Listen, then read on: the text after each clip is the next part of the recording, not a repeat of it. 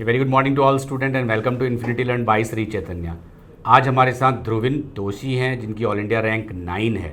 तो इस इंटरव्यू को शुरू करने से पहले मैं 4 टेक दे चुका हूँ जिसमें बार बार ध्रुविन का नाम गलत बोलता हूँ, दोषी की जगह जोशी बोलता हूँ क्योंकि शायद मेरा सरनेम जोशी है।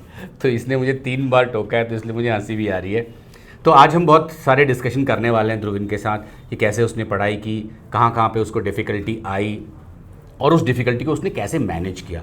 तो मैं आप सबके बिहाफ में बहुत सारे क्वेश्चंस पूछूंगा जो बहुत इंपॉर्टेंट हैं और सारे बच्चों के लिए, क्योंकि इसने भी वही प्रॉब्लम्स फेस की जो आप फेस करते हो। तो ये प्रॉब्लम कैसे उसने ओवरकम किया। सबसे पहले ध्रुविन, कॉन्ग्रेचुलेशन। Thank you. अभी अभी आपका रिजल्ट आया, अभी 10 मिनट पहले हम देख करके यहाँ बैठे हैं, तो कैसा लग रहा है?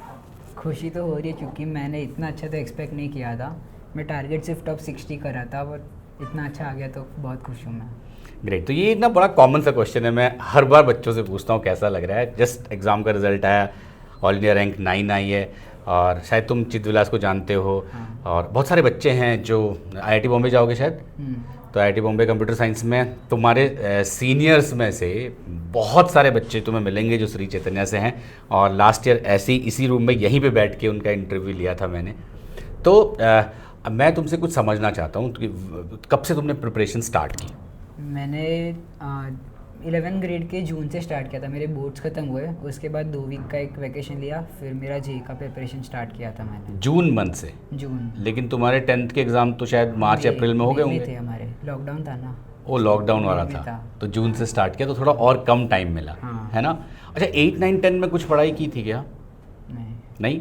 तो 8, 9, 10 में अपने स्कूल पे, अपने बोर्ड पे ही फोकस किया? बोर्ड पे भी नहीं, तभी मतलब सिर्फ स्पोर्ट्स में ही फोकस करता था मैं। कौन से स्पोर्ट्स खेलते थे? Cricket, football mainly. क्रिकेट में क्या खेलते थे यार? क्रिकेट में टर्फ में जाकर फिर जिम खाना था सोसाइटी में, ये सब जगह पे खेलता था मैं। अच्छा, और 11th 12th में खेलते थे कि नहीं? 11th 12th में फ्रीक्वेंटली नहीं, पर हम लोग क्लास में कभी कभी ऐसे नीचे उतर के थोड़ा ब्रेक लेते थे, कभी कभी बोर होते सब तो फिर थोड़ा खेलते थे। ओके। और जब 11th सपोज तुमने क्लास जून से स्टार्ट किया तो शुरुआत में तुम्हें प्रॉब्लम आई? क्योंकि जनरली बच्चे जब क्लास 10 से 11th में आते हैं ना, तो वो सिलेबस मिसमैच दिखता है उनको। हाँ, 10 तक तो बहुत कम सिलेबस जंप है। एकदम वैसा लगता है। मैंने मतलब मैथ्स थोड़ा पहले किया हुआ है तो फिर मैथ्स मुझे प्रॉब्लम नहीं आया। लेकिन 11th की मैथ्स तो बहुत डिफरेंट है। मतलब मैंने आरएमओ की एग्ज़ाम ओलंपियाड की थी, उसकी प्रिपरेशन 9th में थोड़ी की थी, तो वो थोड़ा मुझे हेल्प किया मैथ्स में। अच्छा अच्छा। एंड फिजिक्स भी डिफरेंशिएशन और काइनेमेटिक स्टार्टिंग में थे, वो भी हो गए थे। केमिस्ट्री में प्रॉब्लम्स आती थी स्टार्टिंग में बहुत। और वो तुम्हें वो सिलेबस का डिफरेंस दिखता था क्या 10th से जब 11th में आए? मेहनत बहुत ज़्यादा करनी पड़ती है। 10th में तुम लोग कुछ पढ़ो नहीं फिर भी हो जाता है, कुछ ना कुछ तो हो जाएगा। हाँ। 11th में आके करना पड़ता है। तो जो बच्चे अभी अभी 10th से 11th में आए हैं ना, तो मैंने ये देखा बहुत सारे बच्चों को ये प्रॉब्लम आती है कि सिलेबस अचानक बहुत बड़ा हुआ तो वो बड़े परेशान से हो जाते हैं। तो उसको तुम्हारे साथ भी ऐसा हुआ, तो वो कैसे हैंडल किया? अब स्टार्टिंग में हम लोग का भी उतना मन नहीं होता था पढ़ने का, हम लोग भी बहुत टाइम पास करते थे। बट ओवर टाइम तुम लोग जैसे पढ़ते जाते हो, सीरियसनेस थोड़ी थोड़ी सब में आती जाती है और लोग खुद से इंस्पायर होकर ज़्यादा पढ़ना चालू करते हैं क्योंकि वो खुद एक गोल अचीव करना चाहता है। तुम्हें खुद के अंदर से ही वो जगाना पड़ेगा, एक आग जगानी पड़ेगी, फिर कर पाओगे। और हम ये कहते हैं कि यार जब आप जेई की तैयारी कर रहे हो तो एक लॉन्ग टर्म मोटिवेशन चाहिए, आपको रोज़ पढ़ना है। तो ये ऑनेस्टली बताना, रोज़ पढ़ते थे?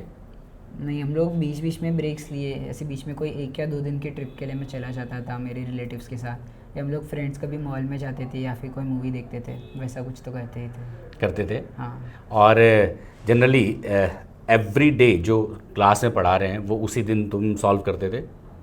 सब चैप्टर्स का नहीं हो पाता था, हम लोग ट्राई तो करते थे कि जितना हो सके।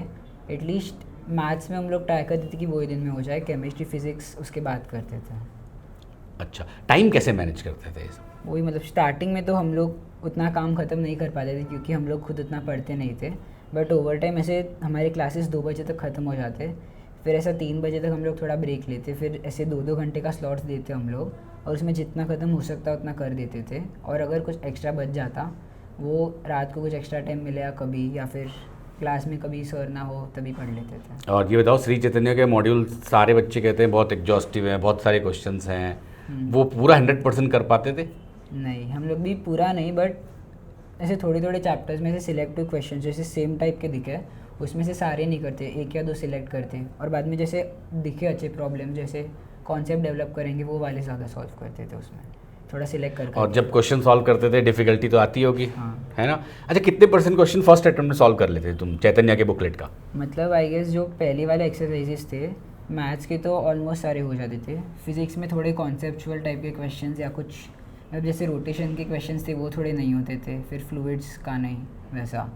और केमिस्ट्री में तो बहुत सारे क्वेश्चंस नहीं होते थे मेरे पहले को, मैं केमिस्ट्री पे प्रैक्टिस करना पड़ता था मुझे। और केमिस्ट्री में कौन सा पार्ट तुम्हारा वीक पार्ट था वैसे? फिजिकल और इनऑर्गेनिक। ऑर्गेनिक अच्छी थी? ऑर्गेनिक अच्छा था। फिजिकल में न्यूमेरिकल सॉल्व कैसे करते थे? बुकलेट से? हाँ बुकलेट से, और उसके अलावा सर भी थोड़े अच्छे क्वेश्चन हमें किधर से मार्क करके देते वो भी सॉल्व करते थे। अच्छा, और मॉक टेस्ट में कैसे मार्क्स आते थे? स्टार्टिंग में मेरा मैथ्स अच्छा आता था, फिजिक्स भी डिसेंट था, लेकिन केमिस्ट्री से 60 में से 10 मार्क, कभी 5 कभी 15 वैसा रहता था। बट एक बार केमिस्ट्री में 60 में 5 आते थे सच में? 5, 10, 15 वैसे आए हैं। हाँ 11th में वैसा था, लेकिन उसके बाद थोड़े आगे के चैप्टर्स केमिस्ट्री के आते गए और ऑर्गेनिक भी आया, उसके बाद केमिस्ट्री के मार्क्स भी बढ़ने लगे और फिजिक्स भी डिसेंट अराउंड 40 रहता था और मैथ्स अराउंड 50 रहता था मेरा आउट ऑफ 60। यार ये बताओ, केमिस्ट्री में 60 में 5 आते थे 11th में, वो इम्प्रूव कैसे हुआ? मतलब स्टार्टिंग में सब कुछ नया नया था ना, तो समझ में नहीं आता था और कॉन्फिडेंस नहीं था खुद में। पर ऐसे आगे के कोई चैप्टर जैसे केमिकल इक्विलिब्रियम एक, फिर काइनेटिक्स था, ये 2 चैप्टर्स जब भी आए वो मुझे समझ में आया और तभी केमिस्ट्री में कॉन्फिडेंस आया। तो उसके बाद जब कॉन्फिडेंस आना चालू उसके बाद मेरे मार्क्स बढ़ गए केमिस्ट्री में। तो कॉन्फिडेंस लाना ज़्यादा इंपॉर्टेंट है actually. Once you get confidence तुम लोग क्वेश्चन अटेम्प्ट कर लोगे। तो कॉन्फिडेंस के लिए क्या करते थे? मतलब आप थ्योरी पढ़ते थे तुम या क्लास को समझते थे? अभी मतलब केमिस्ट्री में थोड़े चैप्टर जैसे जब क्लास में सर समझाते थे तो समझ जाते थे, तो वो ईजी लगते थे। जब नए नए आए थे तभी वो समझ में ही नहीं आते क्या कैसे अप्रोच करना है क्वेश्चन। बट आगे वाले चैप्टर्स किए, फिर बाद में वापस रिवीजन के फेज़ में उसके पहले पुराने चैप्टर्स वापस 1-2 दिन उठा के उसकी प्रैक्टिस करते, उसके नोट्स पढ़ते, फिर वापस सॉल्विंग करते, तो और कॉन्फिडेंस बढ़ता था। और जेई मेन और जेई एडवांस के बीच कैसी पढ़ाई की तुमने? जेई पहले मेंस के बाद तो मैंने एक्चुअली बोर्ड्स के लिए 2-3 वीक का ब्रेक ले लिया था एडवांस के, और रोज़ 1 घंटा 2 घंटा मैथ्स पढ़ता था। वो एक्चुअली गलती है क्योंकि तुम्हारा एक रिदम जो बनता है ना वो टूट जाता है उसमें एडवांस का, तो बोर्ड्स को थोड़ा कम टाइम देना चाहिए था। और फिर सेकेंड मेंस के लिए तो मैंने कुछ पढ़ा नहीं था क्योंकि पहले मेंस में मेरा अच्छा परसेंटाइल आ गया था। तो उसके बाद सिर्फ सर ऐसे अच्छे अच्छे जो बुक्स रहते थे जिसमें एडवांस की अच्छी प्रैक्टिस होती थी वो मुझे रिकमेंड करते और उससे ही सॉल्विंग करता मैं। 12th में कितने मार्क्स आए? 12th बोर्ड्स में 95। 95? हाँ।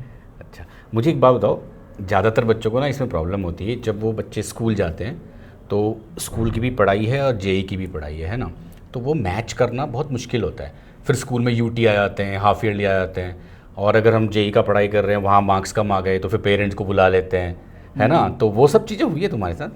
मतलब हम लोग का उतना कम नहीं आता था, और मतलब यूटी और उसमें अच्छे उतने नहीं आते but enough to get good grade वैसा। और सिर्फ फाइनल जो ईयर एंड वाले एग्ज़ाम होते हैं उसके लिए थोड़े टाइम 1 वीक पहले हम लोग पढ़ना चालू कर देते थे, उसमें जितना होता उससे लिख के आए थे बस। और वो जैसे रोज़ स्कूल जाना फिर रोज़ कोचिंग जाना, ये इसको कैसे बैलेंस करते थे? टाइप था। ओके, और स्कूल के पढ़ाई के साथ साथ जेई की पढ़ाई में कोई भी डिफ़िकल्टी आती थी? मतलब फिज़िक्स केमिस्ट्री तो जेई का करेंगे वो उसमें हो ही जाएगा, और मैथ्स में भी क्वेश्चंस तो वैसे ही रहेंगे, सिर्फ स्टेप वाइज बोर्ड्स में लिखना पड़ेगा तुम्हें। जेई में डायरेक्ट सॉल्व करना, उसमें सिर्फ स्टेप्स लिखने हैं। बाकी इंग्लिश के लिए वंस इन अ वाइल कोई जो मतलब स्टोरी या फिर कोई पोएम होगी वो पढ़ो, उसका यूट्यूब से कोई एक्सप्लेनेशन देख लो, वैसा ही किया। और पी के लिए बीच बीच में पढ़ के रट्टा मारना है बस। पढ़ाई के अलावा क्या क्या किया 11th-12th में? पढ़ाई के अलावा वही मतलब थोड़े स्पोर्ट्स क्लास में हम लोग खेलते थे, फिर बीच में वही किधर घूमने जाता था मैं, टाइम पास कोई सीरीज़ या फिर कोई मूवीज़ देखता था। 4-5 सीरीज़ ख़त्म कर दी अभी तो मैंने 2 साल में। वो तो एग्ज़ाम के बाद की होगी। नहीं, एग्ज़ाम के बीच में ही। कैसे इतना टाइम मैनेज कर पाए? मतलब रोज़ वही पूरा दिन तो पढ़ नहीं पाता, मतलब आदत नहीं, तो फिर एक थोड़े टाइम के बाद ब्रेक चाहिए रहता, तो मैं रोज़ जैसे 30 मिनट डिनर खाते वक्त एक एपिसोड कोई सीरीज़ का देख लेता था, वैसा वैसा करके ख़त्म कर देता था। अच्छा, डिनर के साथ साथ हाँ, वो भी देख साथ। लिया, तो थोड़ा माइंड चेंज भी हुआ। हाँ। अरे वाह, बहुत अच्छा है ये। और अब क्या आगे का सोचा है तुमने? कंप्यूटर साइंस ही लोगे? लूँगा तो वही, उसके आगे का उतना नहीं सोचा, अभी जो आता रहेगा वैसा करता जाऊँगा। अच्छा, मैं तो जेई का डिसीजन भी 10th के बोर्ड्स के वक्त लिया था, अभी तक मैंने इंजीनियरिंग लेना वो भी डिसाइड नहीं किया था। फिर 11th से आके पढ़ना स्टार्ट किया और धीरे धीरे हो जैसे गया। टीचर्स पढ़ाते चले गए वैसे करते चले हाँ। गए, है ना? हाँ। ग्रेट। तो मैं अब तुमसे और भी क्वेश्चन पूछूंगा जब हम शाम को बाकी टॉपर्स के साथ मिलेंगे। और कुछ इनपुट्स और लेंगे। And it's very good to talk with you, और भी बहुत मज़ेदार बातें करेंगे शाम को, है ना। अभी अभी रिजल्ट आया, थोड़ा जल्दी में भी हो तुम, तुम्हारे पेरेंट्स भी वेट कर रहे हैं। So thank you very much and will meet you soon. Thank you.